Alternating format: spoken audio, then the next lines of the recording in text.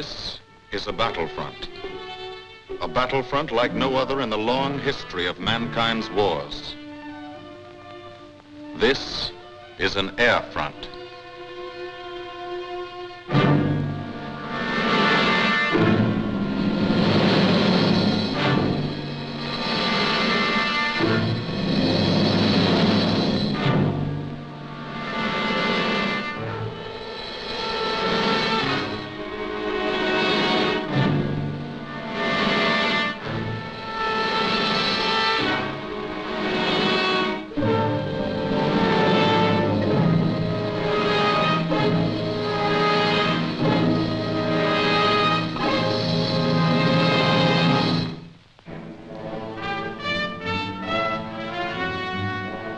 The working day begins, as it will end, with the ground crews, as much a part of the fortress as her wings. If you're a mechanic, you've got your own bomber. You get attached to it. But you know when your ship goes out on a mission, you may never see it again. So you do your work as well as it can be done, perfectly, because you wouldn't want anything to go wrong that would be your fault.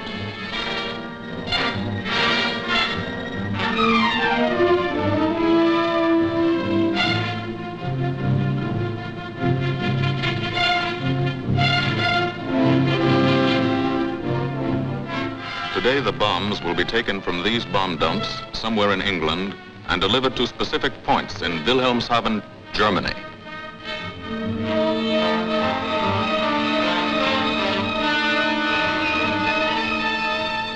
To deliver them is the job of the 8th Bomber Command, just a hauling job, yet one of the most difficult and complicated of military operations.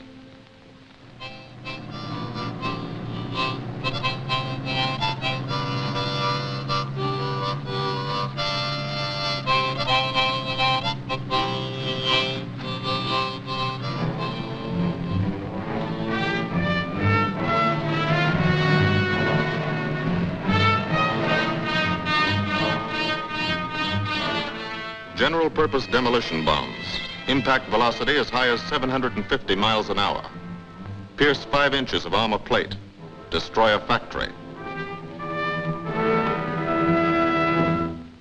Briefing at 0800. Pilots, bombardiers, and navigators take their places. The group commander, Colonel Stanley Ray, steps up to the target map, and for the first time you learn where you're going. Sometimes your face turns white when you find out. Sometimes the feeling you won't come back tightens your insides. Not so long ago, you were sitting like this in a college or high school classroom, not listening too hard, perhaps even a little sleepy. But you listen here. And as you listen, you don't have time to think of yourself. Fear fades. You concentrate on the mission, type of formation, assembly point, 0 hour, route to target, weather, enemy fighters, enemy flak, route back home. If forced down in enemy territory, destroy equipment. If taken prisoner, give no information. Name, rank, and serial number. That's all.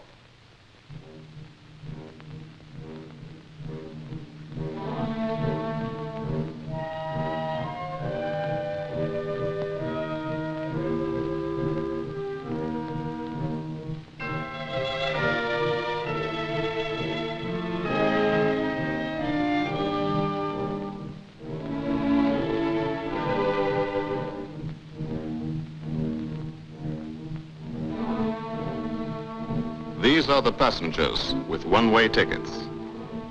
And this is the crew of the Memphis Belle, 324th Squadron, 91st Heavy Bombardment Group. Just one plane and one crew in one squadron, in one group, of one wing, of one Air Force, out of 15 United States Army Air Forces.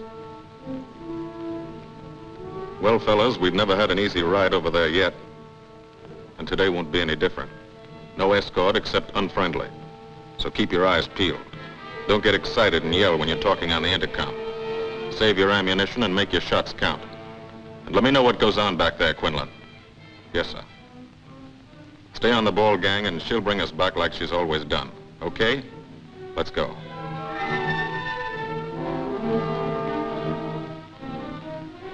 They have completed 24 missions. In this, the toughest theater of air war, the big league of sky fighting, their experience is priceless. And so, if the Memphis Belle comes back this afternoon, they will be sent to bring the vital lessons they have learned to thousands of air crew men in training at home. Home is America.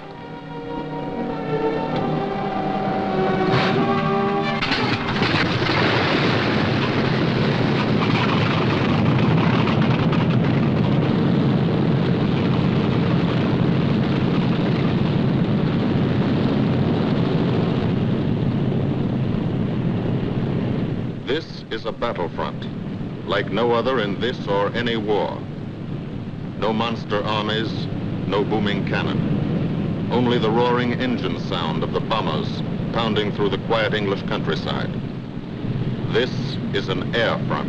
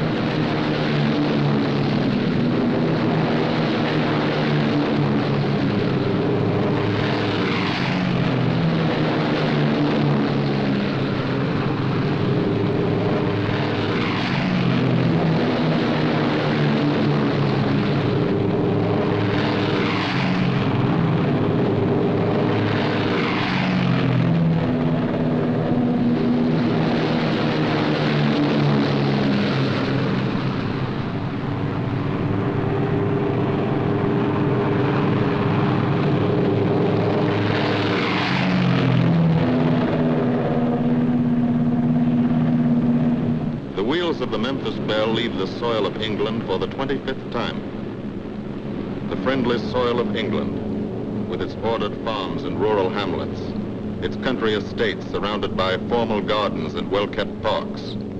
The England these Americans knew only from the classics they had to read in school. The England of the towns and cities, whose people have defended their island's freedom for over 1,000 years. But today, their countryside has changed. Today, their island has been converted into a gigantic bomber field, a super aircraft carrier anchored off the shores of Fortress Europe, with hangars and machine shops, with hundreds of dispersal points, perimeter tracks, and concrete runways. This is England in its 5th year of war.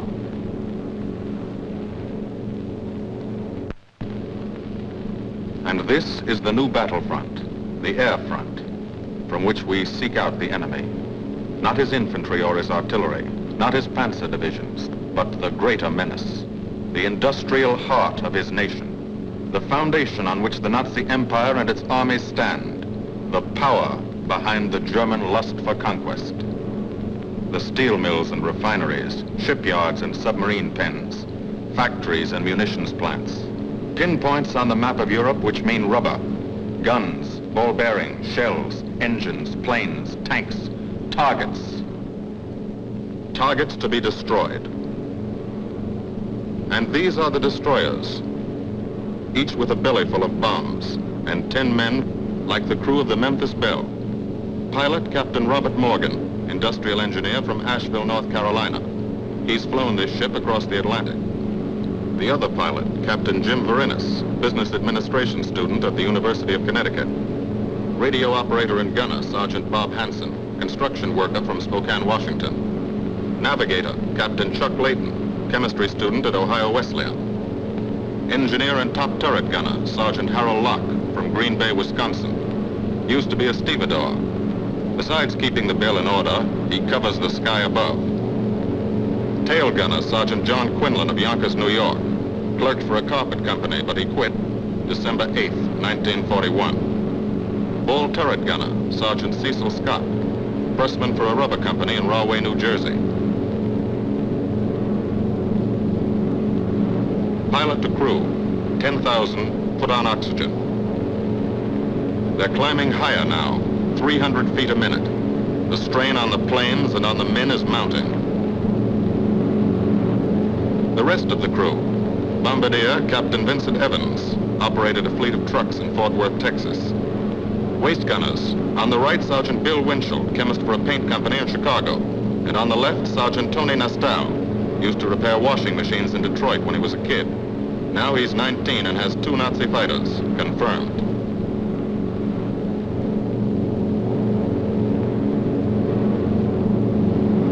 It takes all of a pilot's strength to keep a 30-ton fortress in tight formation.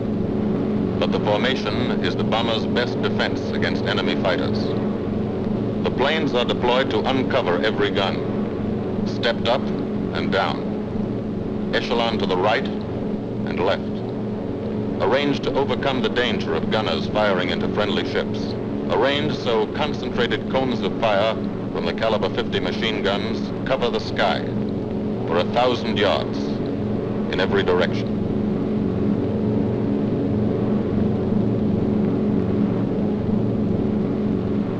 The friendly coast of England slips by below. It doesn't look like much now, but in a few hours when you come back, if you come back, this will be the most beautiful view in the world. Higher and higher, climbing to reach your best operational altitude, 25,000 feet. 5 miles straight up. So high you can't be seen from the ground with the naked eye. So high that after 1 minute without oxygen, you lose consciousness. After 20 minutes, you're dead.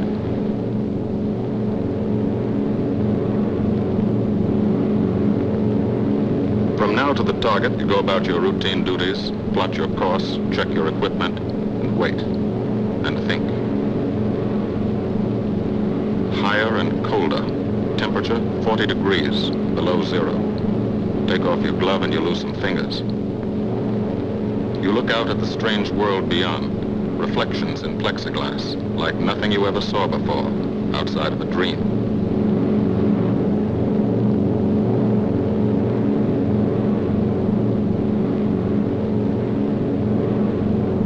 Higher and higher into the lifeless stratosphere, until the exhaust of the engines mixing with the cold, thin air condenses and streams the heavens with vapor trails.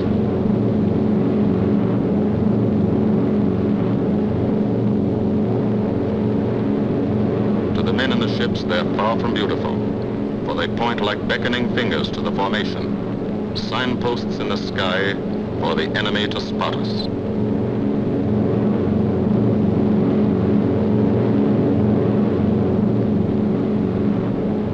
For these bombers to accomplish their mission, a plan is needed. Carefully worked out, timed to the minute. The job is to bomb Wilhelmshaven effectively and economically. The enemy is strong, skillful, determined to stop us. Here are his defenses. Airdromes, well dispersed. Each plane indicates a staffel or squadron of fighters. Heavy anti-aircraft, highly trained and accurate, all along the coast and defending his vital installations. Radar to warn him of our coming. Here is our plan to divide his defenses and weaken his opposition. At 13:30 hours, shortly after takeoff, 6 groups of planes will be heading toward the enemy coast from 6 directions.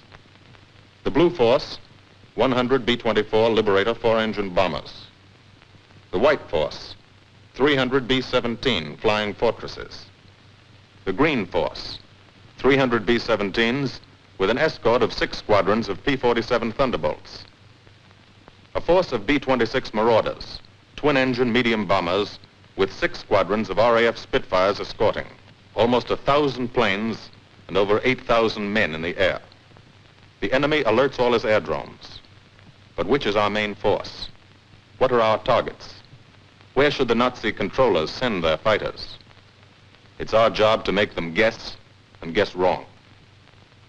A half hour later, at 1400 hours, the Blue Force will be heading east across the North Sea with the White Force following. These enemy fighters are tied down, waiting to meet them, and will not be able to attack the Green Force. These fighters must come up to attack the Green Force, and thus will be no threat to the Blue and White Forces. The B-26s and Spitfires will bomb and strafe a key rail junction, diverting these 6 Staffeln and preventing the enemy from concentrating too many fighters on the Green Force, which is scheduled to bomb an aircraft factory at Hanover. At 1430 hours, the Blue Force will threaten this entire coastal area of northwestern Germany. Which target will it be? Flensburg? The Kiel Canal? Or will it turn suddenly and bomb Hamburg, Wegersack, or Emden? Actually, it carries no bombs at all. It's a decoy and keeps the fighters from the northern area busy while the White Force, the main effort, heads for the submarine pens of Wilhelmshaven. At 1500 hours, while the White Force is over its target, only a fraction of the available German fighter strength of the area can intercept it. Because of the Blue Force diversion and the simultaneous bombing of Hanover by the Green Force. This is the plan of battle for today, drawn up by the Combined Operations Planning Committee and approved by the Commanding General. The White Force, lead group, low squadron. We've crossed the invisible line of enemy radar. The Hun is expecting us.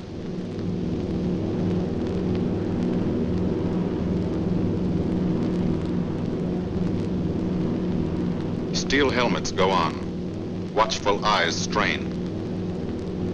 Tight formations are held tighter still. Tense gunners more alert because here it comes. The enemy coast.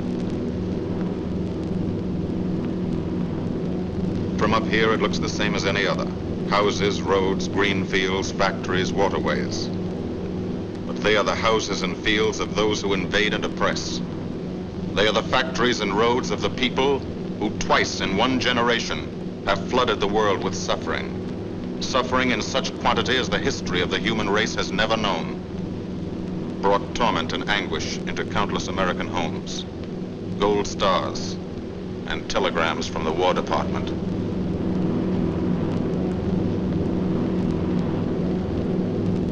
The first flak, just harmless-looking, silent puffs of smoke. Only each puff is a shell exploding, throwing shrapnel around the sky. Exactly the range, accurate flak by radio prediction. 5 miles down, Nazi anti-aircraft batteries have calculated the altitude, speed, and course. Where will the next one hit? You try not to be there.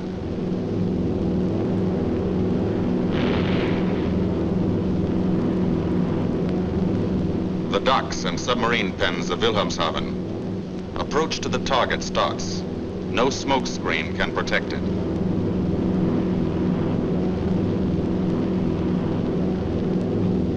Now the enemy knows the path of your approach and walls that path with a flak barrage, but you fly right through it. Flak so thick you can get out and walk on it.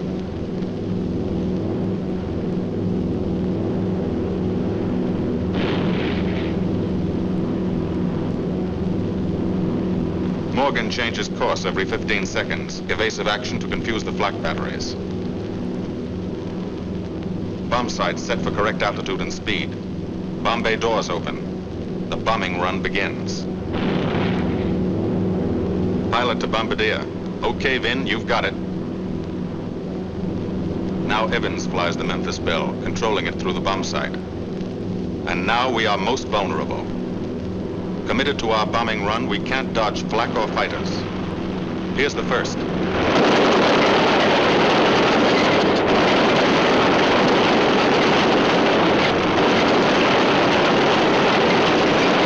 Top turret fires at it. Evans must ignore the battle. Crosshairs lined up on target. Adjustments for wind drift made. 2 more fighters diving from 9 o'clock. Flak now has the range too. They've hit this fort, but he keeps on his bombing run.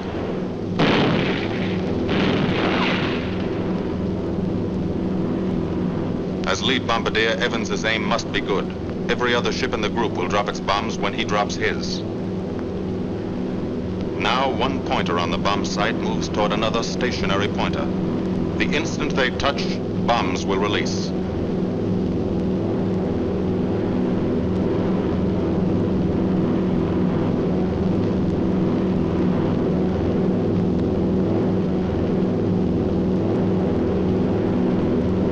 They touch. Bombs away.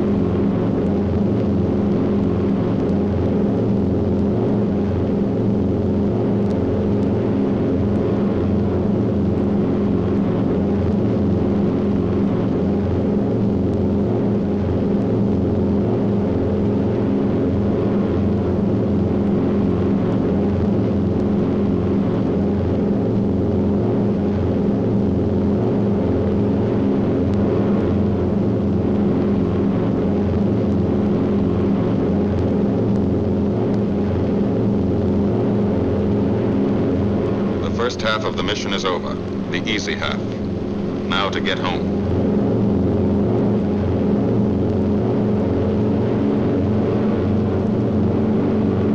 The flak stops. That means fighters out there somewhere. A staffer lurking behind that cloud, or hiding up in the sun where the glare blinds you, and you can't see them, waiting to dive down on you. Fighters at 6 o'clock. This is what a gunner sees. A speck in the sky. That's a fighter. And then a blink. That means he's firing at you. 2,300 rounds a minute.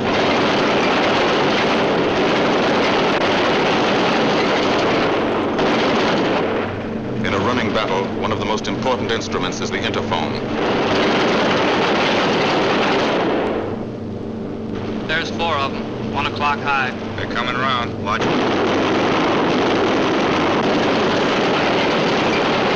2 fighters, 6 o'clock up, coming in, diving out, Chief. B-17 in trouble out at 2 o'clock, watching. Got an engine on fire.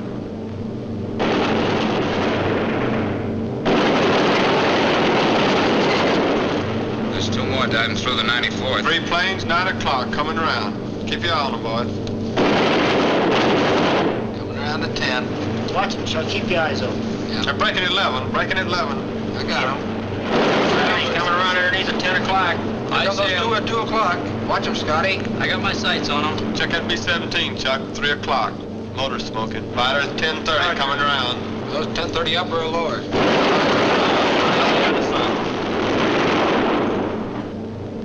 B-17 out of control at 3 o'clock.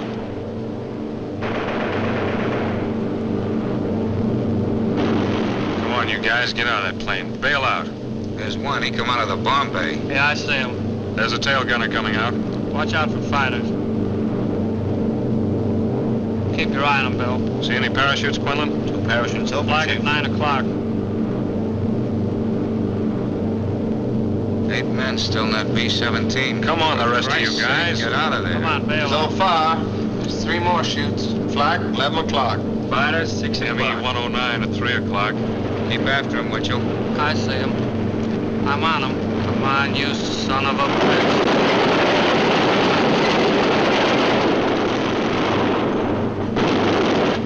I got him. Quinlan, confirm on that fighter. He got him, Chief. Look, he's bailing out. Damn it, don't yell on that intercom. Fighters, 10 o'clock. Watch those 2 and 12, Vin. They're coming in. They're coming in, Scotty. Get that ball turret on him. Save the ammunition as much as possible.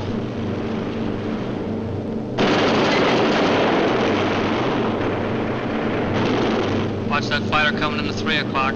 He's coming in a half roll. Pull her up, Chief. Pull her up. Hurry.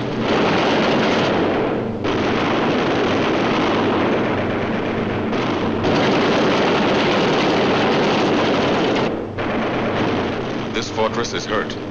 Engine on fire, losing airspeed and altitude. Drifting into the flak, alone and helpless. A straggler. In a minute, Nazi fighters will swarm in like buzzards for the kill. You can watch, but you can't go down to help. You keep your formation.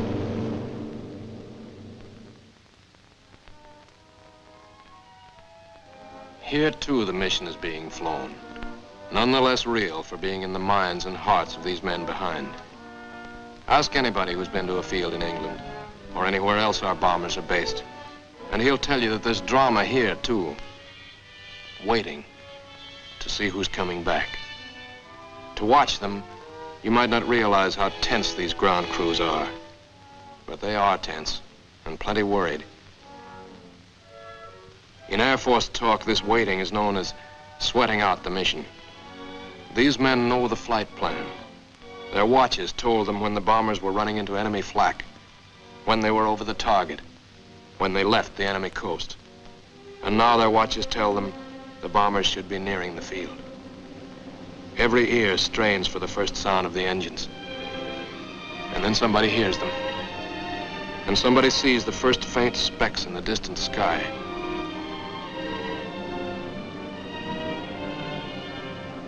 Every face turns to see and count. The watchers try to read the numbers on the ships. These planes have priority to land first. The colored flares mean wounded aboard. In the hospital window, these watching men know what that means. They know what it feels like to lie on a bouncing fortress floor for hundreds of miles through the frozen stratosphere in great pain, with the other men in your crew fighting to keep you alive until they hit the field. The field. Home. It'll be okay then, because there'll be medical care, the best, as soon as the wheels of your plane stop rolling.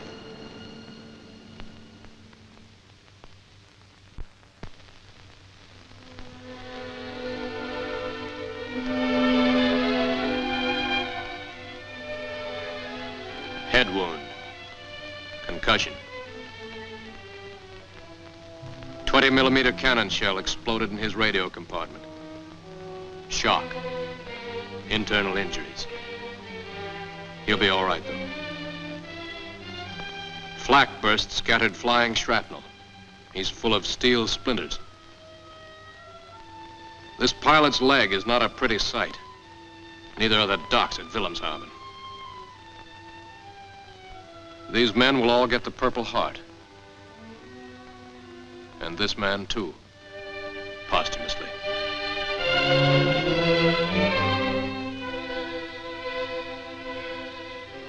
A transfusion right in the plane.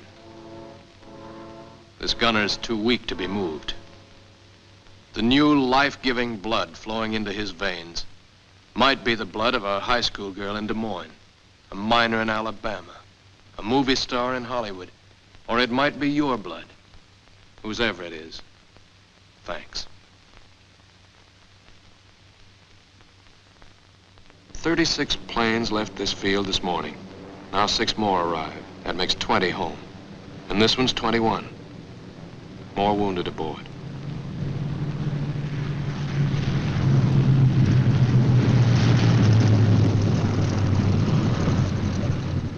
"22, coming in with his left inboard engine dead.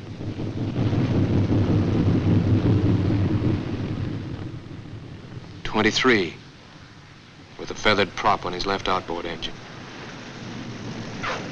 24, Southern Comfort, with a chunk of tail gone. 25, They flew home on their luck. 26. Not a scratch. The control tower learns that 2 more landed at a British field to the south. 1 a crash landing, crew safe. That makes 28. 29. A rough landing, but her pilot's badly hurt. It's a wonder he brought her back at all. 29 planes back, so far. 29 out of 36. Our losses were heavy, but the enemy's were far heavier. We destroyed a German aircraft factory, a rail junction, submarine pens, docks, and harbor installations. That's specific, known damage. But who can tell the number of German torpedoes that will not be fired, the number of our convoys that will get through now, the soldiers' and seamen's lives that will be saved, or the battles that will be won instead of lost because of what these bombers and airmen did today.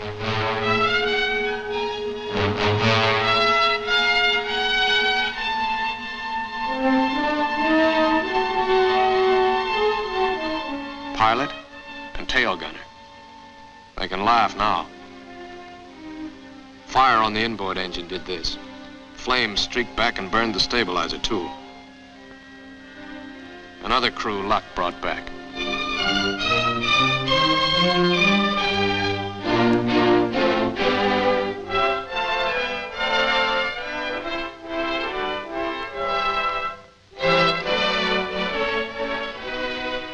Here's old Belle. A pretty good airplane when it took off. Lost its nose, lost its navigator, bombardier wounded, top turret gunner and pilot hit, hydraulic system shot out, no brakes, no flaps. But old Belle came back.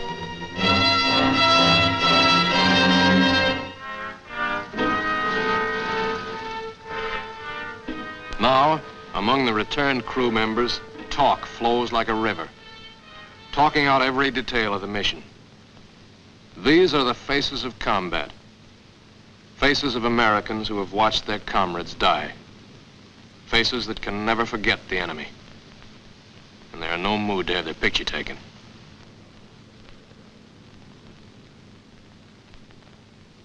In the control tower, Colonel Ray, the group CO, is still watching and waiting. And then he spots the last flight. 3 more planes. And one of them is the ship everyone has been pulling for. The Memphis Belle. The last few miles of this trip have been a joyride. The strain is over. They can leave their guns now. Now they know they're going to go home. To Spokane, Green Bay, Asheville, Detroit, Chicago, Fort Worth, and Yonkers.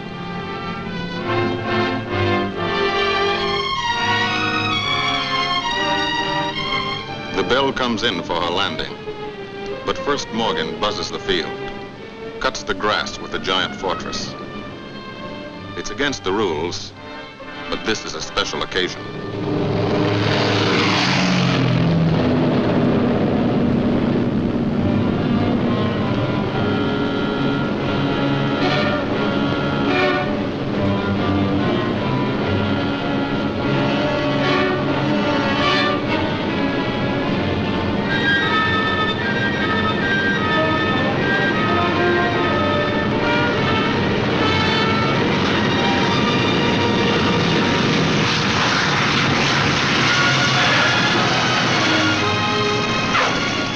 Of the Memphis Belle come back to the soil of England for the 25th time.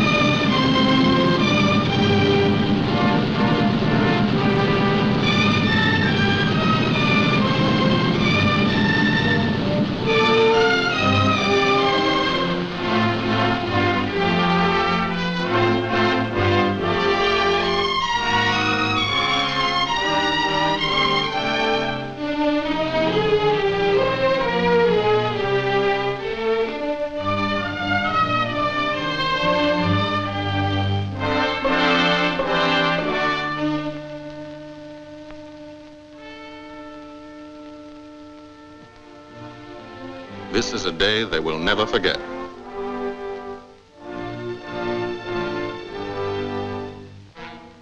Another great day soon after, Brigadier General Hansel visited the field and presented the Distinguished Flying Cross to every member of the crew.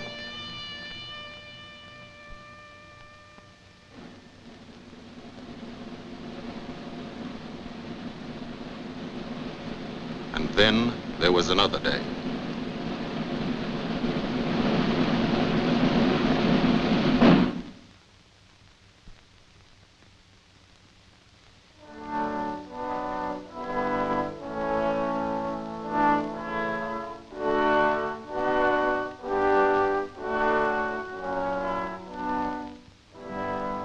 Their Majesties, the King and Queen of England.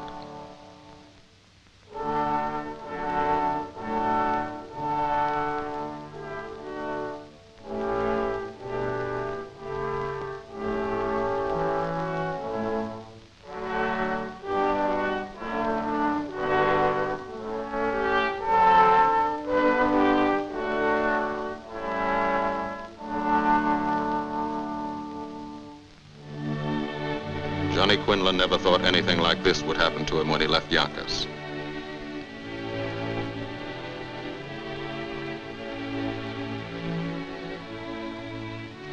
The ground crew were a little self-conscious about being dressed in fatigues, but the Queen thought they were very nice.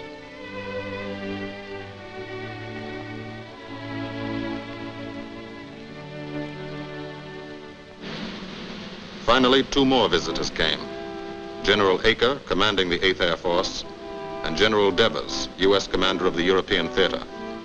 The Belle crew received them in flying clothes, as General Acre read the order for what he called their 26th and most important mission. Return to America to train new crews and to tell the people what we're doing here. To thank them for their help and support and tell them to keep it up so we can keep it up. So we can bomb the enemy again and again and again until he has had enough. And then we can all come home.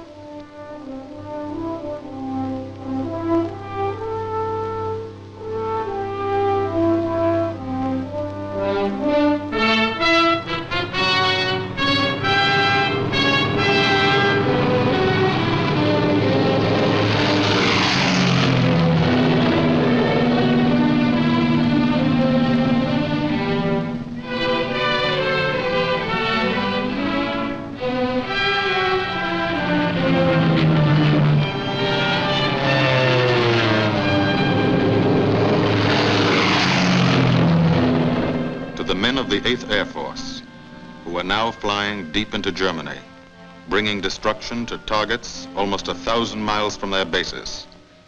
Destruction like this. And who have never once been turned back by the enemy. To those men, this film is gratefully dedicated.